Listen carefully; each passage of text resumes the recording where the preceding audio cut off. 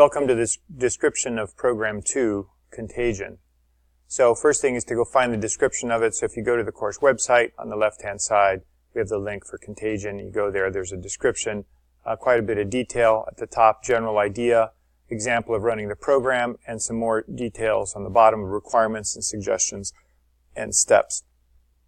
So the objective of the game is to capture as many board positions as possible, sort of like tic-tac-toe with X's and O's. Except for here, the board is a little bit bigger. It's 5 times 5. And the rules for capturing pieces are a bit different as well. So this game is a variation of a game called Attacks, a version of which can be played online here, and we'll see that in just a moment. So the game ends when the board is completely filled up or if a player is completely eliminated from the board. So when you start the game, you have this.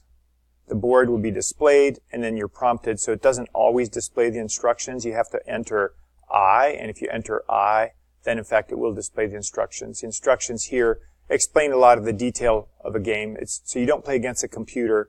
You implement the interface for this two-player game. Moves can be made horizontally, vertically, or diagonally. And so X goes first. So the first move for X, X is starting from A1 and then could move either to A2 right here, could move to B1 right down here, or could move to B2 right here, and those would be adjacent moves. You can also do a jump move, which moves 2 squares away, and in that case it could go either to A3 or jump down 2 moves here to C3 or jump 2 moves straight down to get to C1. So in this case, for the first move, X goes first. So the move has to be from a square that has an X in it currently, and then the destination has to be blank. And after a piece has been moved, and then something interesting happens, that all opponent's pieces that are adjacent to that move destination get flipped over to then belong to X. So in other words, if there was a O right there, if there happened to be one, and X moves from A1 to A2, then the O that's right there and any others that are adjacent to this destination square would get flipped to be X's as well. So this shows an example of the game being played right here. So I for instructions came first, so the instructions are displayed. Then the board gets redisplayed again, and then again we're still on move number 1 here. We started move number 1. We're still on move number 1, so displaying instructions doesn't change the move number. And now in this case, we're moving from A1 to A2. Notice that we're input is lowercase here, so we go from A1 to A2, and we see that in A2 that we get a second piece that's put into place there. And continuing on down, here we can see that it also handles uppercase for input and also handles space between input characters. If you use char for all 4 of these input values and you use cin to read them in, then you don't have to do anything special to handle extra spaces. It just automatically skips white space when you're using cin to read into char variables. So in this case, E1 moves from, the move for O is from E1 to C3. So we're going from E1 down here to C3 up here. And because it's a jump move, then the piece gets picked up and moved to the new location and disappears from the old location. Then we have some examples down below of invalid moves. So here, moving from B1 to B2. Well, B1 doesn't have an X in it, so I can't move from B1, so we get an invalid move error message right there. There's 3 different error message conditions. Second error message condition, we're trying to make a move for X, moving from A1 to C3. So moving from A1 to C3. Well, C3 is not empty, and so that's an invalid move, so we get that as well. Notice that the move number doesn't change, it just gives the error message and allows retrying the move. Then we have moving from A2 to D2. So moving from A2 to D2, which would be down here. Well, this is 3 moves away, not 2. We could only move adjacent or a jump move, but you can't move all the way down to here, so that's invalid as well. And we get that error message. And finally, we're still here on move 3. Now we have a valid move for X, moving from A2 to B2. Note that if we have no spaces in between, it still works fine for user input. So moving from A2 to B2. When we move here, previously C3 had an O in it, but since it's an adjacent move, so we place another X there, and then we look at all the pieces adjacent horizontally, vertically, and diagonally to the destination square. If any of them are an O, then that O gets changed for X, because this was an X move, and that's why this O gets changed to X, as shown right here. And then the turn is for O to move again on move number 4. So here on move number 4, we're going from A5 to A4. So that would be from A5 to A4 right here. And then A2 to A3, so from A2 to A3. So notice A4 previously had been an O, but because it's adjacent to the destination for this new move, then that gets flipped over to become an X. And A5 to B4, so A5 to B4, which is right here. So this piece, this new destination, is adjacent to this X and this X, so those both get flipped to become an O, as does this one here, and so we get this whole pattern of O's in this space right here.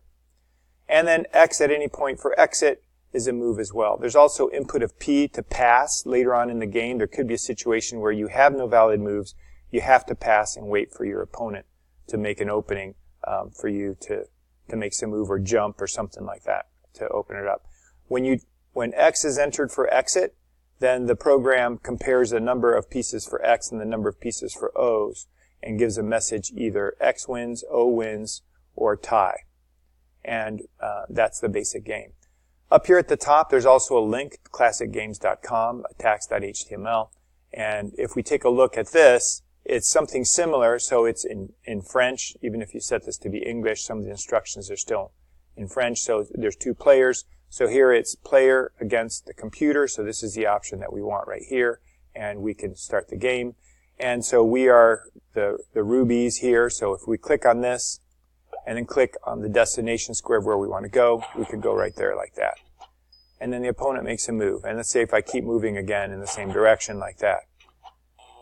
And so this was adjacent to this one, so change the color. So in this case, it's hexagonal, but if you were to turn it sideways, you would have this sort of square grid pattern. So you can move either to that direction, this direction, or you could jump across like this. So in this case, if I take this one and I jump here, then all these that are adjacent change as well. And so it goes, trying to figure out who can strategically position themselves to get the most pieces. This differs from our game in that there are 6 corners, so to speak, so the configuration is a bit different. So going back to, let's look at our project inside of Codio. So inside of Codio, we're given main. So here's main. And inside of main, we got the documentation here at the top, the grading rubric. The grading rubric includes a description of the assessments that are in the program. Some of these assessments are built into 2 pieces. So for instance, this one handles making a jump move for each player. I believe there's 2 tests in that one. One of them where you're shown the input and the other one where you're not shown the input. So you have to make sure that you're handling all the cases so that your program correctly handles all possibilities so that you can correctly pass the assessment where the input is not shown. And then programming style is given here as well. Functional decomposition is now one of the categories. You will want to be using functions in this program, and we'll be talking about that some in class, and feel free to experiment and work ahead on that. So we have some, one other thing here. The board has to be represented by global variables. You may not represent the board using an array. I know this is like painful, and there's a deliberate reason why I'm doing this, is I want you to focus on how you can use functions to make your code general. And the way I'm getting at that point is by having us have a bunch of variables and have to use functions to read their values and change those values rather than using an array to do it. We'll use arrays in later programs, and I know that you know how to use arrays already. And so here we have the first function, and this function just displays the instructions. Here's another function to display the board, and I've given you both of these because that's just really tedious work to do this part of it, and I want to make sure that it matches exactly so that that's not an issue for you passing assessments. Remember that our assessments ignore extra white space, so empty lines or extra spaces when they compare your output to the expected output.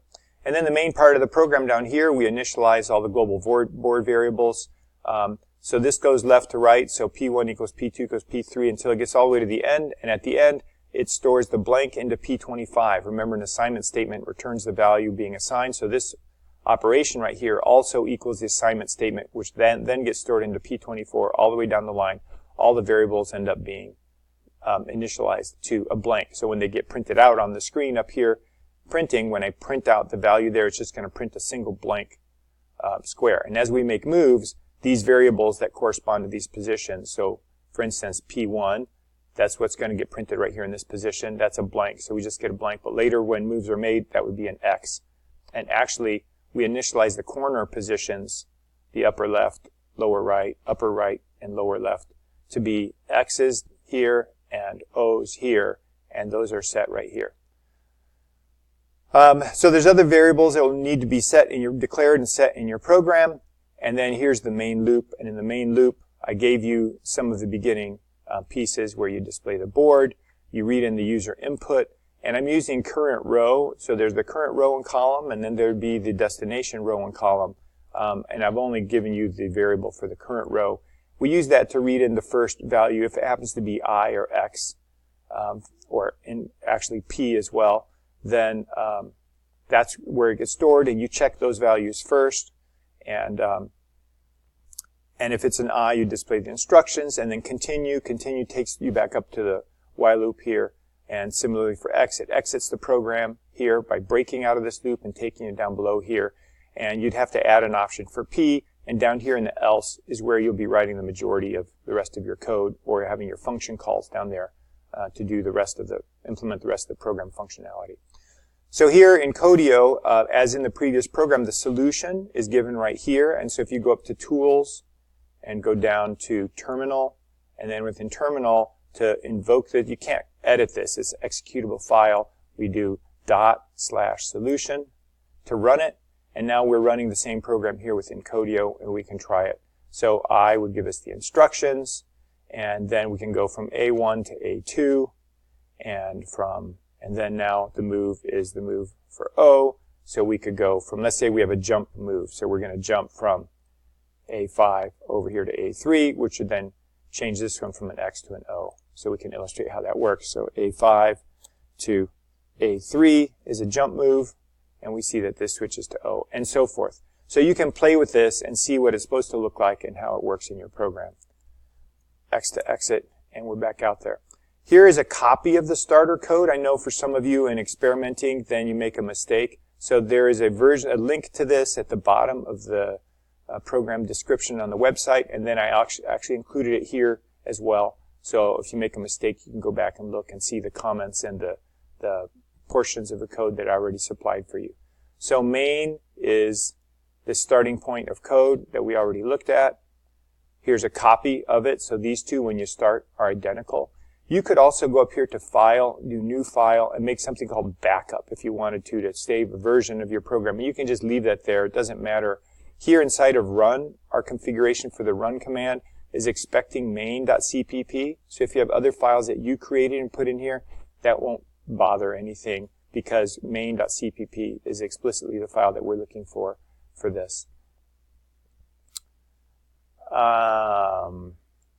Let's see. So going back to the description on the web page here, so we have that sample run that we've already gone through in some detail. The user input for moves can be either uppercase or lowercase.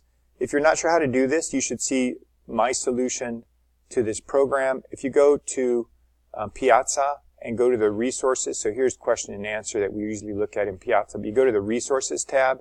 Resources tab are where grades are posted, and also down here, here's my program solution for program 1. So if you take a look at this, you can see how I converted user input to uppercase. And the advantage of converting to uppercase is then all of your if statements are shorter. You don't have to compare against both the lowercase and the uppercase version. You can just compare against the uppercase version of that.